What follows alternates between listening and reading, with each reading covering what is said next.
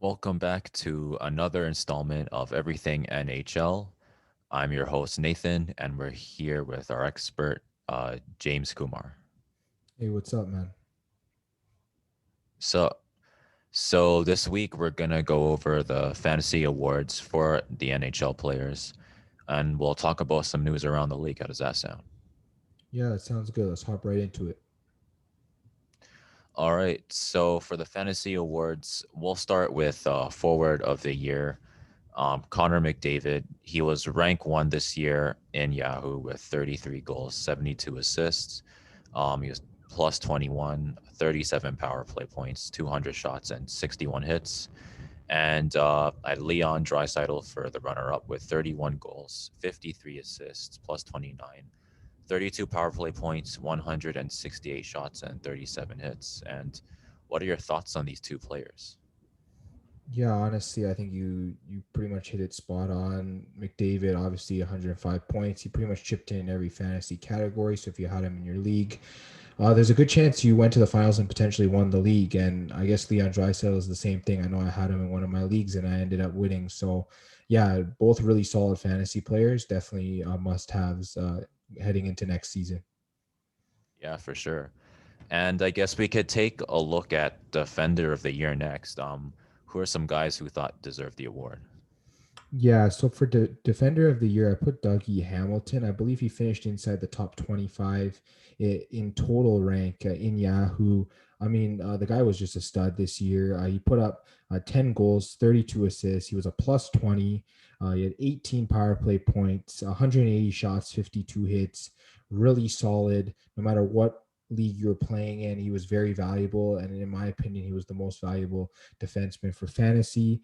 And then for a runner up, I decided to go with Darnell Nurse. And I think that's mostly just because of what a breakout season he had. I mean, he had 16 goals and 20 assists. So for a defenseman, 16 goals is a lot in a 56 game season. He was a plus 27. So that's even better than Hamilton's. But he only had 7 power play points. When it came to shots and hits, it was 154 shots and 117 hits. So he was very valuable across the board. If you play in a points league, obviously not as valuable. But if you play in a standard categories league, really valuable. Darnell Nurse was a must own this year. He also was in the top 50 in total players. So definitely two players that really were great defenders. Yeah, for sure. And I guess we'll move on to goalie of the year. So I had Andrei Vasilevsky for the winner of goalie of the year.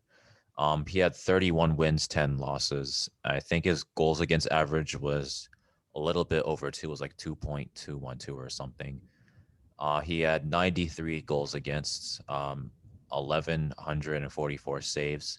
His save percentage was 92.5%, and he had five shutouts. And for runner up, I had Marc Andre Fleury with 26 wins. His goal against average was 1.98. He had 918 saves with a 92.8 save percentage with six shutouts. What did you think of these two guys' seasons? Yeah, easily the two best goalies in the league this season. Obviously, they helped their teams to deep playoff runs. Vasilevsky winning the Stanley Cup and Marc-Andre Fleury making it to the Final Four. And if you had either of these guys on your fantasy team, I mean, you were probably a playoff team and maybe even contention for a championship. I know I own Marc-Andre Fleury in one of my leagues as well. He's really solid. Uh, the whole year, he was just very dependable. Always had great averages, put up lots of shutouts. He was pretty clutch for fantasy. So yeah, I could totally agree with you on that. Yeah, for sure. And I guess we can move to injury player of the year. And who do you have for that? Yeah, so for injury player of the year, I looked at players that play less than 40 games in a season. And I guess guys that had really strong production despite not playing a full season. So they were still pretty valuable in fantasy. My injury player of the year went to Steven Stamkos. He only played 38 games in the season, but he had 17 goals and 17 assists. So pretty solid. He was a plus four. He had 15 power play points, 91 shots, 38 hits. I mean, the guy produced when he was in the lineup. Obviously, if you had him during the fantasy playoffs, it hurt because he wasn't in the lineup. But I mean, he was pretty solid for most of the season, so he probably carried you to the playoffs most likely. And then for a runner-up, I chose Philip Forsberg. I believe he only played about 34 games or so. And yeah, he had about 12 goals, 20 assists, 13 power play points. He was a -9, but when he was playing, it was when Nashville was sort of in the dumps at the beginning of the year. He had 129 shots, 47 hits. So besides plus minus, he's pretty much valuable in every other category. He chipped in quite a bit of points while he was healthy, and he was pretty much a point per game player almost throughout most of the year. So yeah, if you had Philip Forsberg, you got some pretty good production despite his injury. Yeah, for sure. And I guess we can move on to waiver wire pickup of the year. And for pickup of the year, I chose Jeremy Swayman, a goalie for the Boston Bruins. He was ranked 43 in Yahoo, I believe, with 7 wins, 1.5 goals against average, and a 94.5 save percentage. And for runner up, I had Jason Robertson. He was ranked 85 with 17 goals, 28 assists, plus 13, 127 shots, and 28 hits. And what are your thoughts on these two players? Honestly, I actually picked up both of those players on my fantasy winning team. Yeah, they were both solid pickups. Obviously, Jeremy Swayman had that clutch shutout during the fantasy finals that really helped me secure the fantasy trophy. And then, yeah, Jason Robertson. Yeah, he was a great waiver wire pickup. I mean, he was a rookie also, so you probably put someone else for rookie of the year. But yeah, both really solid pickups. You couldn't go wrong with either of them. So I think they were solid choices. Yeah, for sure. And I guess we can go to, I guess before we talk about rookie of the year, we'll talk about playoff player of the year first. I guess who do you have for that? Well, I mean, Connor McDavid just tore it up in the final few weeks of the season. I took his last 11 games because that's about 3 playoff weeks, I believe. So, yeah, in his last 11 games, 8 goals, 20 assists, +5, 9 power play points, 40 shots, 7 hits. So, I mean, he was pretty much averaging like 4 shots a game. He was averaging almost 2 points a game. And I mean, +5 and 9 power play points is also insane if you're in category leagues. So he was definitely playoffs MVP 100%. Leon Draisaitl obviously is the runner up. In 11 games, he had 9 goals, 11 assists. He was +4. He had 6 power play points, 35 shots, 5 hits. Almost as impressive as Connor McDavid. So yeah, I had to go with those same two players as you did for forward of the year. Yeah, those two were just amazing players this year. They had really good seasons in fantasy. So if you're not in a keeper league, definitely take a look at these two players next year. I guess we'll move on to rookie of the year now. So I guess though I put for the winner Kirill Kaprizov. He was ranked 40 this year with 27 goals, 24 assists, plus 10, 157 shots, 13 power play points, and 29 hits. And I had two runners up this time around. I had Tim Stritzel for Ottawa with 12 goals, 17 assists, -18, 9 power play points, 111 shots with 50 hits. And Alex Lafreniere was the second runner-up with 12 goals, 9 assists, -7, 67 shots, and 43 hits. And these rookies, they had some really good seasons. So what are your thoughts? Yeah, honestly, it's pretty much was Kaprizov's season to be the best rookie. I mean, he just played so well. Obviously, he won Rookie of the Year this year. Obviously, he was the best rookie in fantasy. He just put up quality stats across the board. Tim Stutzel, I was surprised by a lot of his stats. Yeah, very valuable for fantasy. I saw those shots and hits totals; they were really solid. And then yeah, Alexi Lafreniere. A lot of people were saying, "Oh, he's a first overall pick. He's going to be a bust." Well, he still produced in his first year. It might not have been to everyone's expectation, but he still did a good job producing, even for fantasy. So all three of those players definitely must adds in your draft next season. Yeah, for sure. I know some of them they had some pretty big minuses, but you can't really knock them too much. They're The on, like, for rookies, yeah. example, yeah, they're first of all the rookies. Second of all, for like Tim Stritzel, he's on Ottawa. Yeah. Ottawa didn't have the best season. Tim was like doing what he could to kind of elevate the team to what he could do, just playing the role that he was given. And I think he did pretty much close to what they asked of him, if not better. So um, they should definitely improve in that category. I think even for like Alexis Lafreniere, it was -7, so it wasn't too bad. But again, the Rangers were in a really stacked division, so it was like he just tried to do what he could, and unfortunately, the Rangers weren't able to make the playoffs this year. But hopefully next year. Yeah, that's the And thing. That's the thing too, is like Kaprizov's like 23 years old, but the other two are like only 18 or 19. So I mean, you can't really fault them. They're pretty much teenagers at this point, still growing. It's their first season. People try and knock rookies all the time. Honestly, if you're getting anything from them, they're probably playing really well. yeah, I was looking at some like rookie lists. There were like rookies that weren't even active for the entire season. So just the fact that they were this relevant in fantasy at this age already says a lot. Yeah. And I guess people were expecting Lafreniere to be a disappointment, but I guess we'll move on to disappointment of the year. I don't think this is an award that you'd necessarily want a player to have, but I guess who had the misfortune of getting this award? Yeah, I think for the first half of the season, a lot of people would have said Mika Zibanejad from the New York Rangers, but in the second half of the year, he pretty much tore up the league. He's a very valuable asset at this point. He was getting hat trick after hat trick some games. Like, it was just insane watching him. There was no way he was a disappointment this season, especially after that run he went on. So, for disappointments of the year, I have Carter Hart here. He was drafted inside the top 10 in goalies in standard leagues heading into last season. And he really disappointed from there. He only had 9 wins on the season. His goals against average was 3.67, and his save percentage was 0.877. So he really did not have a good season. He only had one shutout. I ended up dropping him in that league that I won in for Jeremy Swayman. So obviously, you go for the prize waiver wire pickup and you end up dropping the guy that's a disappointment. So there was that. And then I guess for runner up, I had Jack Eichel. In some leagues, he was pretty much drafted in the first round. Probably most leagues, he was drafted in the first round. And I mean, I could have had him for injury player of the year, but before he got injured, he really didn't play well. So I think he fits more in the disappointment category. I mean, he only had 2 goals, and I mean, 2 goals is low for him.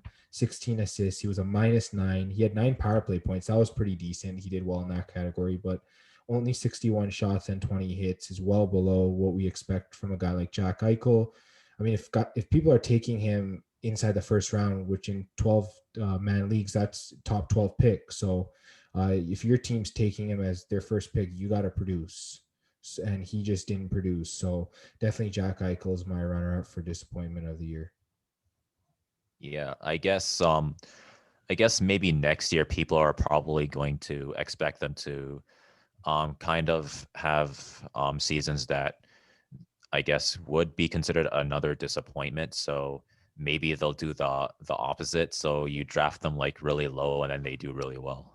Yeah, that's what I'm thinking, is that they're a disappointment one year, then they have like a bounce back the next year, and then yeah, people will just forget about everything that happened.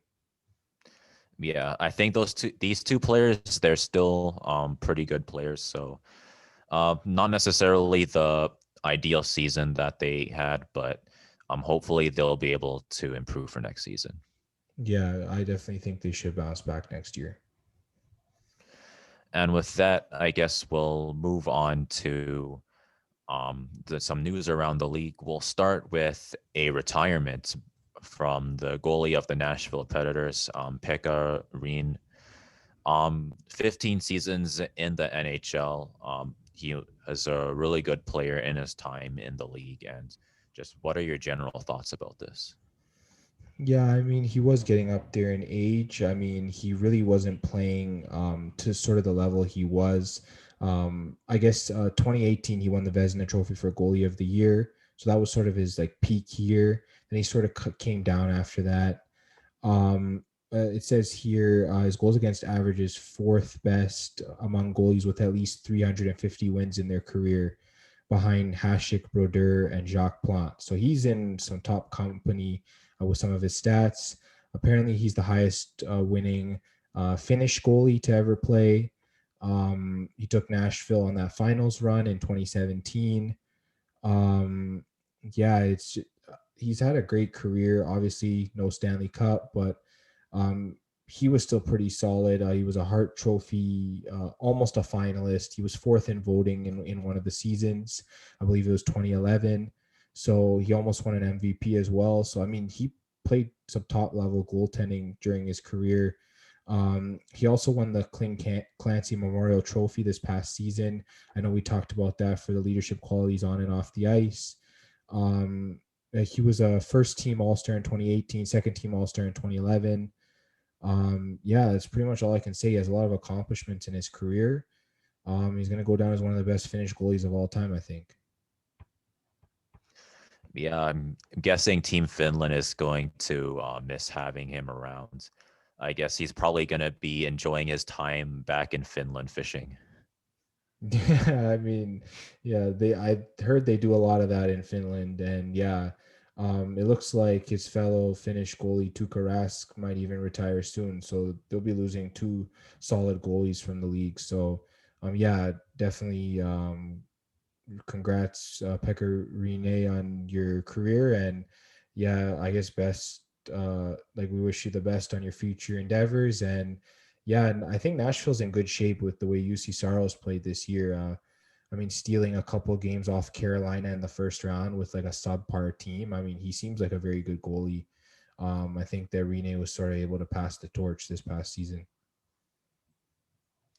Yeah, for sure. And I guess speaking of passing the torch, I guess we can move on to some news about Seattle.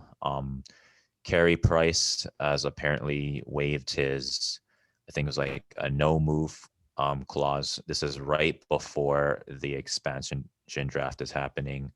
I think Duncan Keith is being traded to the Oilers. So there's definitely some, I guess, trade rumors happening about the Seattle Kraken already. So I guess, what are your general thoughts about this? I think before we get to Carey Price, I'll just address that Duncan Keith thing. I believe that trade is fully gone through already.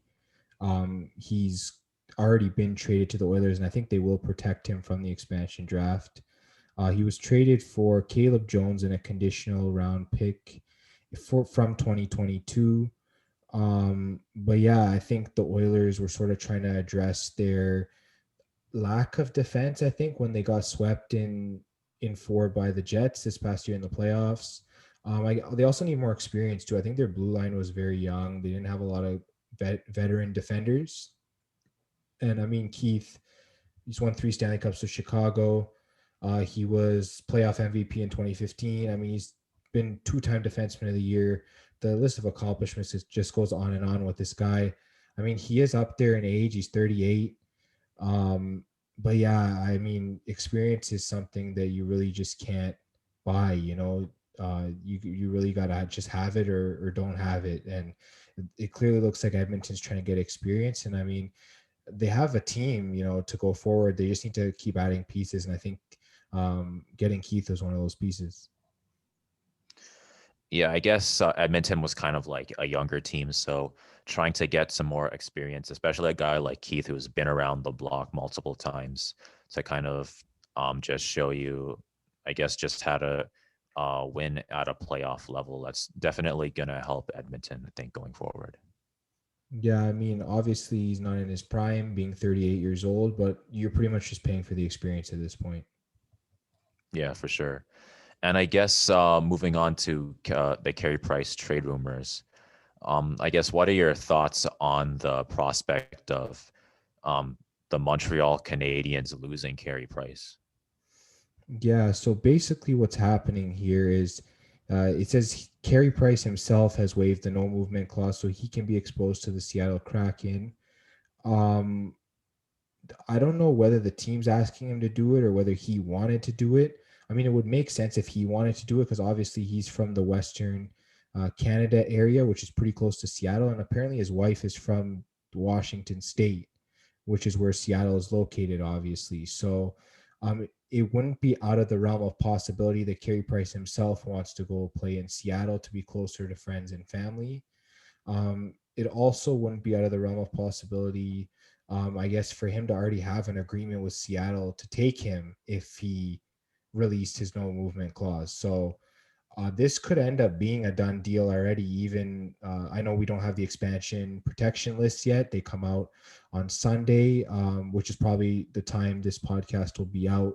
But yeah, Carey Price could end up being that cornerstone piece that Seattle adds to their team. And that would be interesting because I know Vegas did a similar thing with Marc-Andre Fleury in 2017. I mean, at that time, Fleury was also 33 years old when he went to Vegas. So, I mean, it's a very similar thing. I know it is a big contract, but I mean, Seattle, they have lots of cap space that they're not worried if they need to take a big contract here and there. I think they'll be willing to do it to make their team better, especially with a guy like Carey Price. I mean, we just saw this last playoffs team. Basically, every single team in the Final Four had a really good goaltending situation. And now Seattle is trying to potentially get their own really good goaltending situation by trying to get Carey Price in Seattle. So if they end up getting Carey Price, where do you see Seattle this coming season? Honestly, they'd be borderline playoff team. It just depends on who else they get. I know definitely next week we'll talk about the entire expansion draft because it is going to be happening this week. So we'll definitely recap all of that on the next Everything NHL episode. But yeah, I mean, this improves them right away if they end up taking Carey Price. I believe they will. If he is exposed, that's pretty much a no-brainer in my eyes. I don't know what would make them turn away. I mean, it is 10.5 million a year, but we just saw what Carey Price did. I think any GM would pretty much, they'd look really bad if they didn't take him. That's definitely for sure. So, yeah, I don't know what Montreal is going to do now. I mean, you go with Jake Allen, obviously. I know the career of Captain Shea Weber, apparently they said it was in jeopardy this week because of consistent ankle injuries. So when you lose Weber, you lose Price. That's cap space, but that's also losing experience. So, yeah, I don't know whether this Montreal team will even be a playoff team next year if you lose both Weber and Price within a span of a week. So yeah, that's pretty tough, I think. And yeah, if he goes to Seattle, it definitely is going to be the face of the franchise, 100%. Yeah, I mean, it was already looking kind of shaky for the Montreal Canadiens, even with Carey Price still there. Since the conferences are going to be changing back to East and West, it's going to be way harder to make it back into the playoffs. And with Carey Price gone, I mean, Montreal, they were trying to, because you want to slowly transition from Carey Price. I know he's getting up there in age, but he still has at least 5 more good years. So you want to take those 5 years to develop a new goaltender that can maybe resemble something like Carey Price. I don't know if you can say like, oh, I can definitely find another Carey Price. Somebody like that, that's kind of hard to come by, but like somebody who can kind of resemble Carey Price maybe. And now it's kind of like you lose a really good goalie. Your team is still really young, so you're trying to develop them. So it's kind of like it throws kind of the development plan. It throws a wrench in the development plan for Montreal. Yeah, and I mean, Jake Allen was never a really solid starter when he was in St. Louis. I mean, he got replaced by Jordan Binnington the year that they won the Stanley Cup, so he wasn't even the starting goalie for that cup-winning team. I don't know how much faith Montreal has in him. I mean, he can be a starter, but a quality starter, I don't know about that.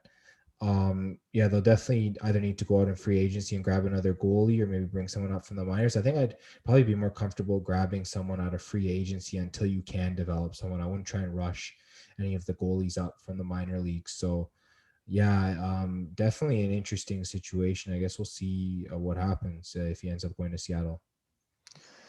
Yeah, and I'm guessing like there's a possibility they might have to be forced to kind of trade a little bit of their future away to kind of improve the team right now. I'm thinking because like for example, let's say like they need to get a free agent and what there's like I feel like there's a chance they might have to trade one of their better young players away plus maybe a couple of draft picks just to kind of stay playoff relevant, if that makes sense.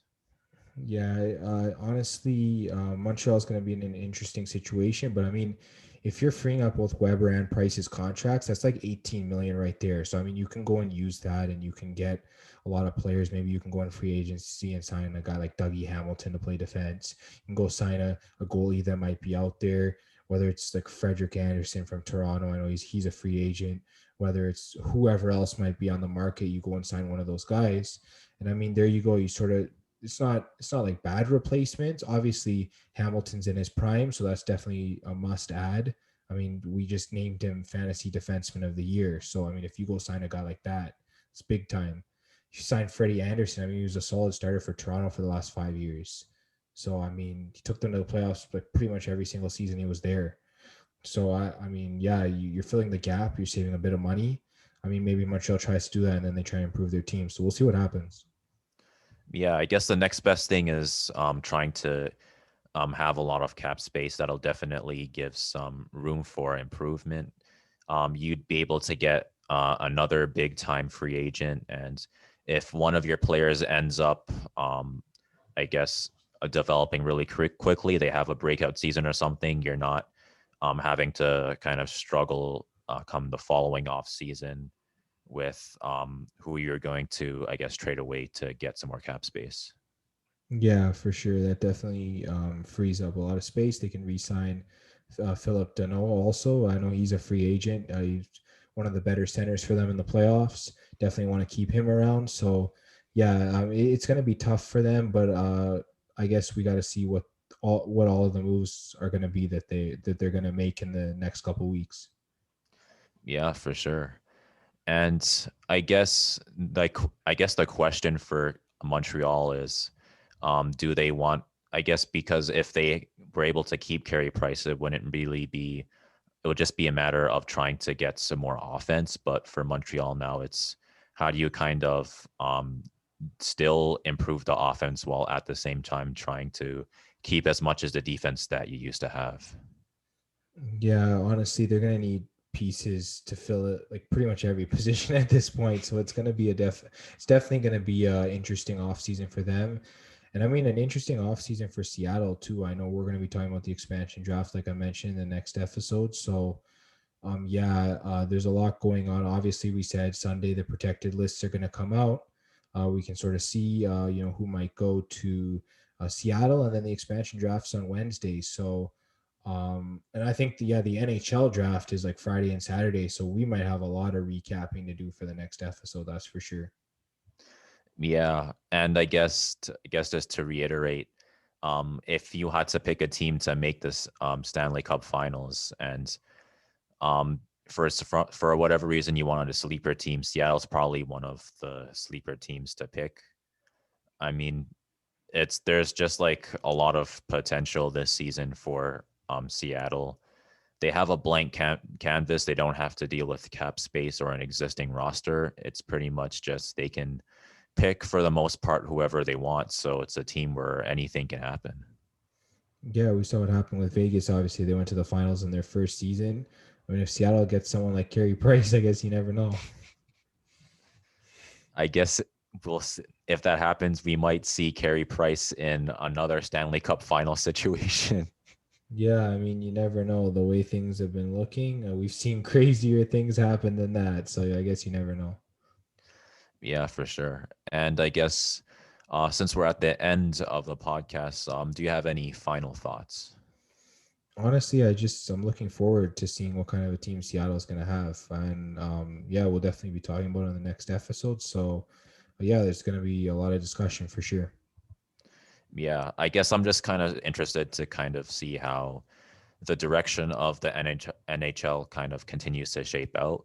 This last season, we had really high scoring regular season and even a really high scoring playoff season overall.